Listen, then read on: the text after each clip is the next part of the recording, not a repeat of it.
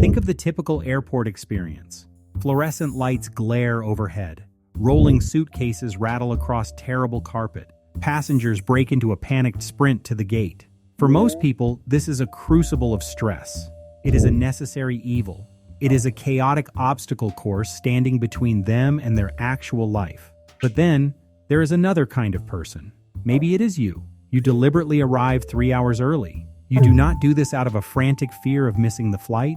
You do it because you secretly want to be there. You secure your coffee. You find a seat facing the tarmac. You feel a profound, almost inexplicable sense of relief. It looks like extreme punctuality.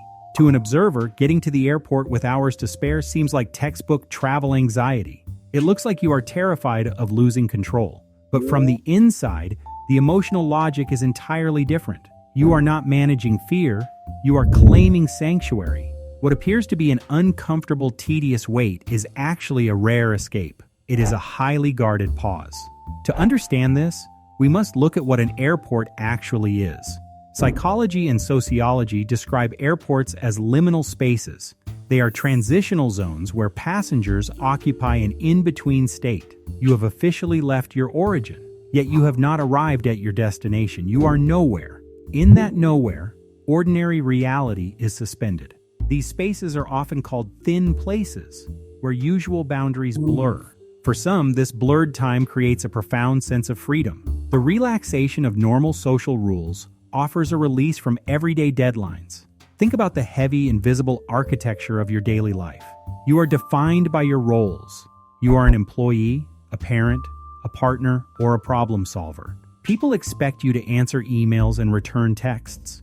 You must be constantly available. But crossing the security checkpoint pauses those identities.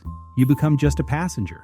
In this highly structured environment, a spontaneous camaraderie can develop. Anthropologists call this communitas. Social hierarchies flatten out, and people share a temporary equality. The terminal becomes a unique third place. Here, you can experience serendipitous connections in a controlled environment. You are completely detached from your usual obligations. There is also a deeper cognitive mechanism at play. That waiting area holds the pure, untainted joy of anticipation. We often assume the vacation itself is the peak of happiness. Yet research shows something surprising. Vacationers actually report higher happiness before a trip begins. This joy is driven entirely by the psychological power of anticipation. When you sit at the gate, the trip is still perfect. It has not been ruined by bad weather or lost luggage. The waiting is the dream in its most pristine form. While you sit in that pristine anticipation, you are surrounded by raw emotion. Airports are theaters of vulnerability. Observers note that watching reunions in arrivals areas is deeply moving. It allows people to experience an affirming surge of love and excitement. The tension of waiting finally culminates in connection. You participate vicariously in the joy of strangers. This reminds you that the world is still capable of immense warmth. All the while you remain safely tucked away in your own anonymity. But for many, especially first-time flyers, this transitional space feels weird and intensely uncomfortable. The lack of control and the noise can terrify a sensitive nervous system. Yet for others, the experience is entirely different. Frequent travelers often view the airport as a micro-destination in its own right. It becomes a place to carve out personal free time and simply slow down.